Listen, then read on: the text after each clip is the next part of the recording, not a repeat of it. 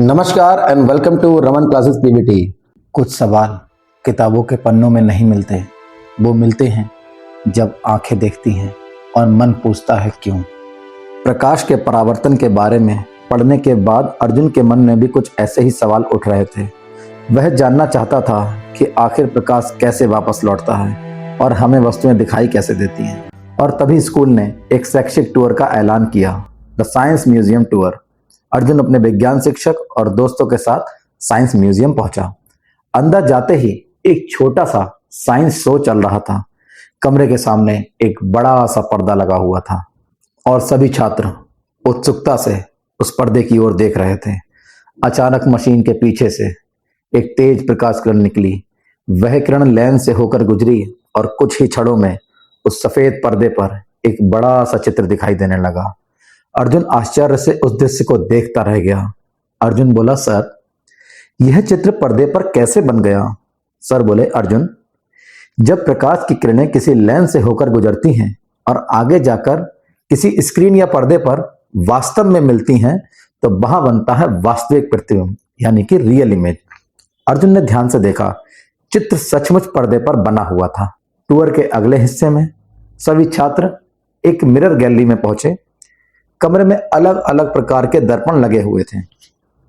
अर्जुन आगे बढ़ा और पहले आईने के सामने अर्जुन खड़ा हो गया और उसने देखा कि उसकी आकृति बिल्कुल सामान्य दिखाई दे रही है, जैसा वह वास्तव में है। अर्जुन बोला, अरे, यह तो बिल्कुल मेरे जैसा है। लेकिन जैसे ही वह दूसरे दर्पण के सामने गया, अचानक उसकी आकृति छोटी और चौड़ी दिखाई देने लगी। अर्जुन ने कहा, अरे, ये क्या? और तीसरे दर्पण के सामने खड़े होते ही अर्जुन लंबा और पतला दिखाई देने लगा, जैसे किसी ने उसे ऊपर से खींच दिया हो। अर्जुन बोला, मैं इतना लंबा कब हो गया? पूरी क्लास हंस पड़ी, लेकिन अर्जुन का मन अब सोचने लगा था। अर्जुन ने सर से कहा, सर, हम तो वही हैं, फिर हर आईने में हम अलग क्यों दिखाई दे रहे हैं? सर ने जवाब दिया, क्योंकि सभी दर्पण एक जैसे नहीं होते। दर्पण के अलग अलग प्रकार होते हैं। कुछ दर्पण वस्तुओं को वैसा ही दिखाते हैं जैसी वो होती हैं, कुछ उन्हें बड़ा या कुछ छोटा कर देते हैं। अर्जुन ने फिर पूछा, सर, क्या हर आईना प्रकाश को अलग तरीके से परावर्तित करता है? हाँ, बिल्कुल सही कहा अर्जुन। यही कारण है कि अलग अलग दर्पणों में अलग अलग प्रकार के प्रतिबिंब बनते हैं। तो बच्चों, आज की वीडियो में हम समझेंगे कि प्रतिबिंब और उसके प्रकार, दर्पण और उसके प्रकार, और साथ ही साथ समतल दर्पण के विशेष गुण क्या हैं। तो चलिए इन सभी बातों को अब वैज्ञानिक तरीके से समझते हैं। शुरू करते हैं प्रतिबिंब। तो जब किसी वस्तु से आने वाली प्रकाश किरणें परावर्तन या अपवर्तन के बाद किसी बिंदु पर वास्तव में मिलती हैं अथवा मिलती हुई प्रतीत होती हैं, तो उस बिंदु पर बनी उस वस्तु की आकृति को हम बोलते हैं प्रतिबिंब। ठीक, या तो किरणें वास्तव में वहां पर मिले, प्रकाश किरणें, या मिलती हुई प्रतीत हो, तो जो वस्तु की आकृति वहां पर बनेगी उसी को हम क्या बोल देते हैं? उसी को हम प्रतिबिंब बोल देते हैं। अब यहां पर परावर्तन तो आप जानते हैं, हम पढ़ा चुके हैं पहले। एक नया वर्ड आपको दिख रहा होगा, अपवर्तन। तो अपवर्तन को लेकर परेशान नहीं होना है, क्योंकि अपवर्तन हम आगे की वीडियोस में पढ़ेंगे। क्योंकि दर्पण परावर्तन के सिद्धांत पर काम करता है, इसीलिए परावर्तन का जिक्र ज्यादा हम करेंगे यहां पर। सरल शब्दों में कहें तो दर्पण द्वारा बनने वाली वस्तु की प्रति छवि को प्रतिबिंब कहते हैं। समतल दर्पण के सामने क्या रखा हुआ है? सेब रखा हुआ है। इस सेब की प्रति छवि बन रही है, तो उसे क्या बोलते हैं? प्रतिबिंब। ठीक है। अब तो प्रतिबिंब के दो प्रकार होते हैं। एक होता है वास्तविक प्रतिबिंब और एक होता है आभासी प्रतिबिंब। वास्तविक प्रतिबिंब यानी कि रियल इमेज जिसको बोलते हैं, और आभासी प्रतिबिंब वर्चुअल इमेज। अब वास्तविक प्रतिबिंब का मतलब होता क्या है? जब प्रकाश की किरणें वास्तव में किसी बिंदु पर मिलती हैं तो बनता है वास्तविक प्रतिबिंब। जैसे आप ये देख रहे हैं, ये अवतल दर्पण है। ये प्रकाश किरण आई, दर्पण से टकराई, टकराने के बाद चली गई। एक दूसरी प्रकाश किरण आई, फोकस से आने वाली, ये समांतर हो गई। ये मिली कहां पर? दोनों यहां पर मिली है, तो यहां पर वस्तु की प्रतिछवि बनी। इसी को क्या बोलते हैं हम? प्रतिबिंब। तो जब किरणें वास्तव में मिले तब क्या बनेगा? वास्तविक प्रतिबिंब। ठीक है, वास्तविक प्रतिबिंब की कुछ खासियत होती हैं, कुछ विशेषताएं होती हैं। वो क्या होती हैं कि आप इसे पर्दे पर प्राप्त कर सकते हैं। ये मोमबत्ती दिख रही है आपको, मोमबत्ती के सामने अवतल दर्पण रखा है और पर्दे पर इसे प्राप्त किया जा सकता है। सामान्यतः उल्टा होता है, हमेशा नहीं, क्योंकि अवतल दर्पण में एक सिचुएशन ऐसी भी आती है जब आभासी प्रतिबिंब मिलता है, उसकी बात हम करेंगे आगे की वीडियोस में करेंगे हम। और किरणें क्या होती हैं वास्तविक प्रतिबिंब में, वास्तव में मिलती हैं, प्रतिच्छेद करती हैं, यानी एक दूसरे को कट करती हैं। दूसरा अब आता है आभासी प्रतिबिंब। तो आभासी प्रतिबिंब क्या होता है, जब प्रकाश किरणें वास्तव में नहीं मिलती बल्कि किसी बिंदु से आती हुई प्रतीत होती हैं, तो बना प्रतिबिंब आभासी प्रतिबिंब होता है। अब आती हुई कहाँ आती हुई, जैसे हम देख रहे हैं तो हमें ऐसा लगेगा कि किरणें वहां से आ रही हैं। ठीक है, जैसे ये दिख रहा है, ये तुमको पेंसिल दिख रही है, यहाँ पे पेंसिल से किरणें निकली, ये कौन सा दर्पण है, ये है समतल दर्पण। किरणें निकलने के बाद टकराई, टकराने के बाद ऐसे लौट गई। ठीक, ये टकराई, ये भी लौट गई। अब इधर हम बैठे हैं कहीं पे, हमारी आंखों में प्रकाश आ रहा है, तो हमको ऐसा लगेगा कि ये वस्तु यहां पर है। ये जो डॉटेड करके हमने मिलाया है, तो हमको ऐसा लगता है कि किरणें यहां से आ रही हैं और प्रतिबिंब बना रही हैं हमारी आंखों में। तो ये क्या है हमारे पास, ये है आभासी प्रतिबिंब। अब आभासी प्रतिबिंब को आप पर्दे पर नहीं ले सकते, क्योंकि वास्तविक प्रतिबिंब में वास्तव में किरणें मिलती हैं और आभासी में मिलती नहीं है, बल्कि ऐसा लगता है कि किरणें वहां से आ रही हैं। प्रतिबिंब बनेगा कब, इस बात का ध्यान रखना है, परावर्तन की घटना होने के बाद की बात कर रहा हूं, पहले नहीं। परावर्तन हो जाए उसके बाद की बात चल रही है। तो परावर्तन के बाद किरणें वास्तव में मिले तो वास्तविक प्रतिबिंब, और परावर्तन के बाद किरणें मिलती हुई केवल दिखे या जहां से आती हुई दिखे तो आभासी प्रतिबिंब। क्लियर हो गया पॉइंट यहां पे हमारा?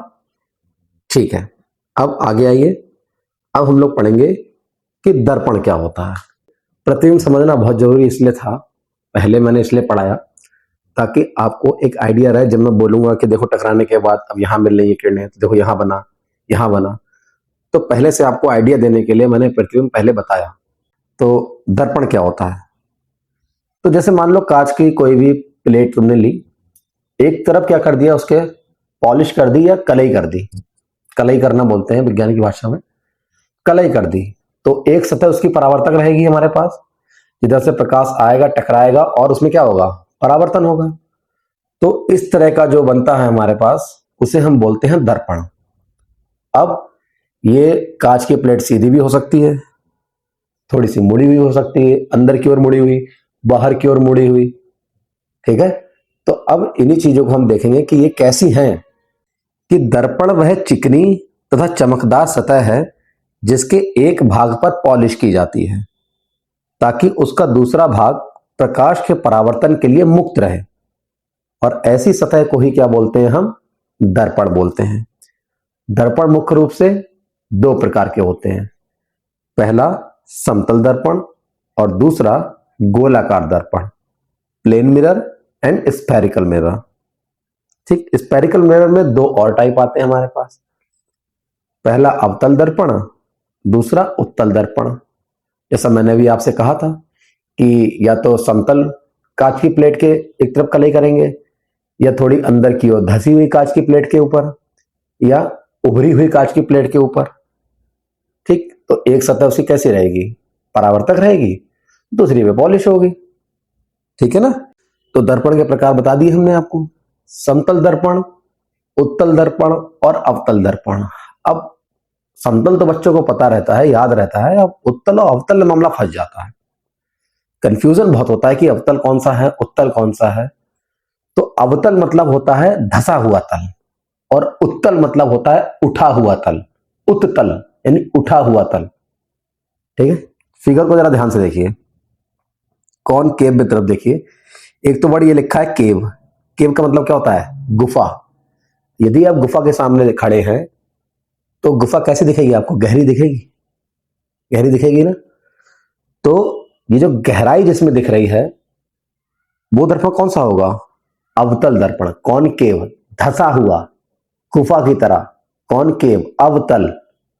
ठीक, अब उत्तल, कॉन्वेक्स, उठा हुआ तल, कैसा तल, उठा हुआ, तो परावर्तक सतह जहां से परावर्तन होना है वो यदि उठी हुई है तो उत्तल, और वो यदि धसी हुई है तो अवतल। तो चीजें आपको क्लियर हो गई कि समतल दर्पण का मतलब क्या है। जिस दर्पण की परावर्तक सतह समतल हो उसे बोलेंगे समतल दर्पण। कहां देखा है समतल दर्पण? जो घर पे हमारे आईना है जिसमें हम रोज अपना मुंह धुल के, मुंह पोंछ के स्कूल जाते हैं, वो आईना, ठीक है। अब अवतल दर्पण कहां देखा है? अवतल दर्पण अभी समझाया। अवतल यानी धसा हुआ तल। यदि परावर्तक सतह धसी हुई हो तो अवतल दर्पण। तो जिस गोलाकार दर्पण की परावर्तक सतह भीतर की ओर मुड़ी हुई होती है उसे हम अवतल दर्पण कहते हैं। ये फिगर जरा ध्यान से देखिए। परावर्तक सतह यानी जहां से परावर्तन हो रहा है वो सतह क्या है? अंदर की ओर मुड़ी हुई है, ये वाली सतह है। तो ये दर्पण कौन सा हो गया हमारे पास? अवतल दर्पण हो गया। इसकी क्या विशेषताएं हैं? इस दर्पण से वास्तविक और आभासी दोनों तरह के प्रतिबिंब बनते हैं, ठीक है।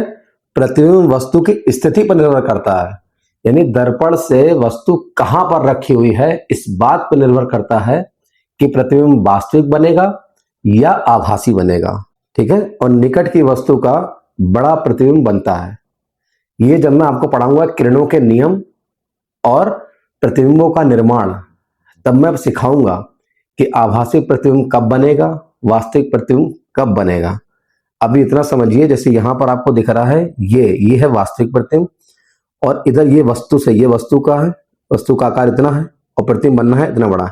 ये है आभासी प्रतिबिंब, वस्तु के आकार से बड़ा प्रतिबिंब, ठीक है। अब अवतल दर्पण का उपयोग कहां करते हैं हम लोग? डेंटिस्ट, दांत का जो डॉक्टर होता है, वो अगर दांत में कुछ हो गया तो एक दर्पण का इस्तेमाल करता है, मुंह में डाल के ऐसे करके वो देखता है। तो वो कौन सा दर्पण होता है? वो होता है अवतल दर्पण। उससे होता क्या है? उससे उसे वो चीज बड़ी दिखाई देती है, ठीक। तो अवतल दर्पण का उपयोग दाढ़ी बनाने वाले दर्पण में, टॉर्च का परावर्तक, जैसे ये दर्पण है हमारे पास, ये अवतल दर्पण है। प्रकाश यहां से निकल रहा है, ये जला, ये टकराया इससे, और इसके बाद ये ऐसे करके बाहर की ओर जाएगा। एरो गड़बड़ बन गए, ठीक, बाहर की ओर जा रहा है। तो एक समांतर किरण पुंज बाहर आता है हमारे पास, ठीक है। तो वहां पर इसका इस्तेमाल किया जाता है। इसके बाद सौर कुकर में भी हम इसका इस्तेमाल करते हैं। ये प्रकाश की किरणें आई, ये क्या है? अवतल दर्पण है, टकराई और फिर सीधे कहां? सारी किरणें इस पर फोकस्ड हो गई, ठीक है। किरणों के नियम में ये चीज आपको और क्लेरिफाई हो जाएगी कि ऐसा क्यों होता है। अब उत्तल दर्पण, जिस गोलाकार दर्पण की परावर्तक सतह बाहर की ओर उभरी होती है, अभी क्या थी? अंदर की ओर धसी हुई, तो अवतल था। अब बाहर की ओर उठी हुई, ये है ना हमारे पास परावर्तक सतह। जब बाहर की ओर उठी हुई होगी तो उत्तल दर्पण, ठीक है। उत्तल दर्पण की विशेषताएं क्या है? इससे हमेशा आभासी प्रतिबिंब बनता है। आभासी प्रतिबिंब और सीधा, आभासी, सीधा और वस्तु से छोटा प्रतिबिंब बनता है। दृश्य क्षेत्र वो ज्यादा होता है, यानी ज्यादा हिस्से को कवर करता है। तो इसीलिए हम गाड़ी में इसका इस्तेमाल करते हैं, ताकि पीछे ज्यादा से ज्यादा चीजें हम देख सके कि कौन सी गाड़ी आ रही है, तेज आ रही है, धीमी आ रही है, ठीक है, ठीक। तो वाहन का रेयर व्यू मिरर, पीछे देखने वाला मिरर जो होता है, ठीक, ये वाला। अब सड़क मोड़ों पर लगाया जाने वाला दर्पण, पहाड़ों पर जब आप जाएंगे तो पहाड़ों पर आपने देखा होगा जगह जगह ऐसे दर्पण लगे होते हैं, क्योंकि वहां पर आगे क्या है पता नहीं चलता, तो इसीलिए इस तरह से लगाए जाते हैं ताकि आपको यह पता चल सके कि उधर से कोई गाड़ी आ रही है या नहीं आ रही है। अब एडिशनल पॉइंट जो हमारा क्या है, वो है समतल दर्पण से बने प्रतिबिंब की क्या क्या विशेषताएं होती हैं। समतल दर्पण भले ही बहुत ज्यादा ना पूछा जाए, लेकिन आगे की चीजों को समझने के लिए इस दर्पण की विशेषताओं को समझना बहुत जरूरी है। तो पहला क्या है हमारे पास इसका गुण, कि समतल दर्पण द्वारा बना प्रतिबिंब आभासी होता है, वर्चुअल और सीधा होता है, इरेक्ट। ये दिख रही है आपको मोमबत्ती, इसका प्रतिबिंब कैसा बना है? सीधा, ठीक है, और आभासी। प्रतिबिंब को स्क्रीन पर प्राप्त नहीं किया जा सकता, मैंने आपको बताया था कि आभासी प्रतिबिंब को स्क्रीन पर प्राप्त नहीं कर सकते। प्रतिबिंब का आकार वस्तु के आकार के बराबर होता है। समतल दर्पण से जब भी जो प्रतिबिंब, जैसे आप सामने समतल पर खड़े हैं तो जो साइज आपका है वही आपको दिखाई देगा समतल दर्पण में। तो वस्तु का आकार प्रतिबिंब के आकार के बराबर होता है।